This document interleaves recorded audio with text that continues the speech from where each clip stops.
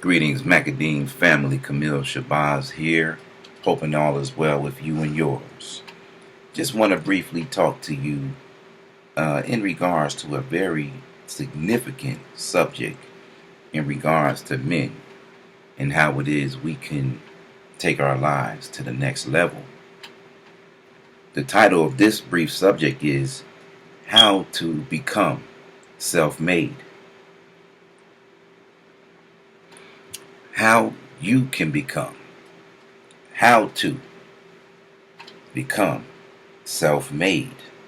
Well, if you look at the word itself, or the two words that are together, self-made, you have self first, and it's imperative first and foremost that we be to ourselves in order for that process to begin. We come in the world by ourselves. We go through this marathon that's referred to as the process of life, sperm, meeting with ovum and going through the developmental stages within the womb and on to life. But it all begins with you being alone, starting in this great marathon where you got another 200 to 700 million other sperms trying to reach the same goal that we reached. So that's one part of self that we can reflect on, that lets you know that when you're by yourself, I'm not talking about isolation. I'm talking about you and I taking time to be to ourselves, to get to know who it is and what it is that we're here to do. Now, like I said, it's not about isolation. It's not about becoming a monk and trying to become an island to yourself. It's about you getting to know yourself. Because all day long, from all different angles of life, you got people defining you to you. Calling you human, calling you a Homo sapiens, calling you a meat machine, calling you a Muslim, a Christian. All these different identities being put upon you by outside sources. But when it's all said and done, we must ask ourselves the question, who am I? Who is this self? And what am I here to do?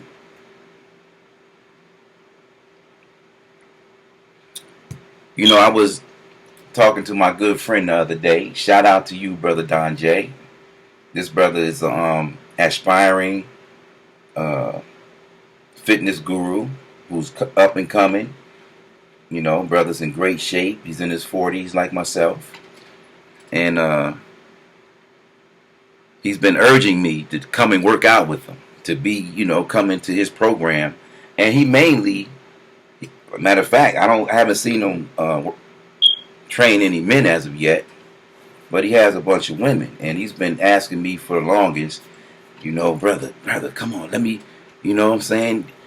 I said, listen, brother, let me just cut to the chase. No man, no real man allows another man to make him. Bottom line, if I allow you to put me in your line and work out, I might as well put on some damn Richard Simmons shorts and start bobbing up and down like a bitch. Where I came from, the rites of passage that I came from taught me that no God patterns himself after another God. It may sound arrogant. It may sound like somebody that's, prideful. And to a degree, that's correct. But to be self-made, you have to study yourself and bring out the best in yourself on your own. It's all right for somebody to give you some information here and there, but when it's all said and done, it's up to us to find out the best solution to how to build a body and how to build the best body and best mind. So we're talking about how to become self-made. If you notice, among black people, every now and then you hear stories of men becoming great after incarceration. You know why? Because when you become incarcerated, you are forced to face the man in the mirror. You are forced to look yourself in the eyes and reflect on all the things that you did that caused you to end up in the position that you're in a cell, wondering what the hell is going to happen next. So we're dealing with how to make yourself. When Malcolm X went to prison and did those 7 years, 7 months, and 7 days, he had to look himself in the eye. He had the time to study himself and reflect on who Malcolm was and what it was that Malcolm wanted to do. Now, a lot of you might not like Don King, but Don King did about 7 years in the penitentiary, where he had to reflect and face himself and figure out what it was he was good at and how he could be a contributor to the world of man. And there's countless stories and movies like The Count of Monte Cristo, where these men get put on an island or locked up, and you have to face who it is that you are. And that right there, brother, that is the most awesome and as well as frightening experience you can go through. But it's necessary if you want to be self-made. It is actually the key to greatness. Being alone guides you into being all one or whole. We keep going to these relationships, two broken parts. And how could two broken parts bring about a whole and a healing? It's impossible.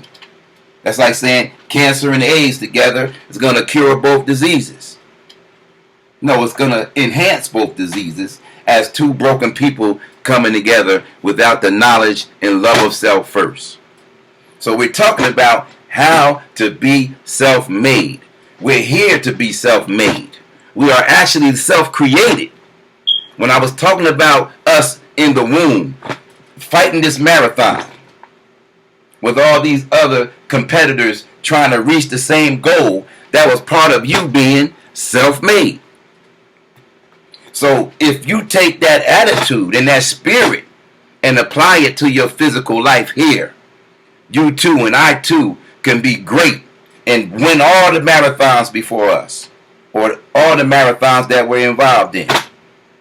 Because once you are self-aware, you know what I'm saying, you become in line with the powers of the universe. Just quite frankly. You know, miracles start to happen, which miracles, life itself is a miracle. So miracles take place 24/7. Even in your life, unaware. We're just so focused on the negative, not realizing that every negative we go through has a greater positive awaiting us. We just have to endure. So we're talking about the self, how to become self-made, because this is part one.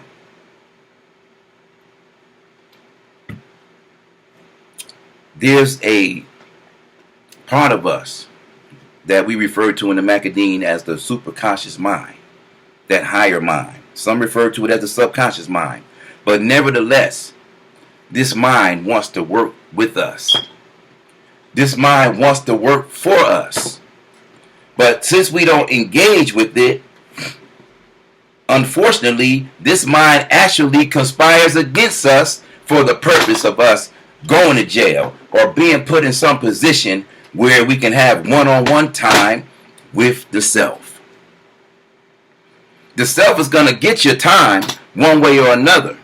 It depends on the mind that you have that's going to determine how you use it and how we're going to be ending up. Because actually, this mind that's within us is referred to as a genie, because if we tap into it, we can get any and everything in this world that we desire. Simply put. So this knowledge and connection with who we are is the key for us to get what it is The key to us, for us to get what it is that we want, regardless to what it is. You know, I get excited when I come before you because I'm so full of inspiration and experience, and I just want to share so much, and I just get excited. But it's all about the self, and if we don't delve into the wellspring of the self, we're gonna get destroyed by the self. Simple as that. When you take the S off self, what do you get? You get elf, because you become miniature. You become a petty fool when you do not tap into the power of yourself. So that's the key of being a self-made man on any level. And that makes you a sovereign king. And that's what we deal with in the Macadam. We don't deal with making a man or calling a man a servant to any other man. We are born to be sovereign. You really can't even put a label on us.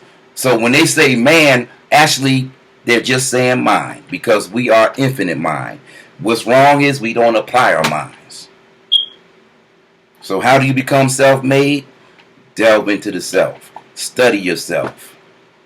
And I'll be going deeper into it on part 2 of this lecture series. Peace.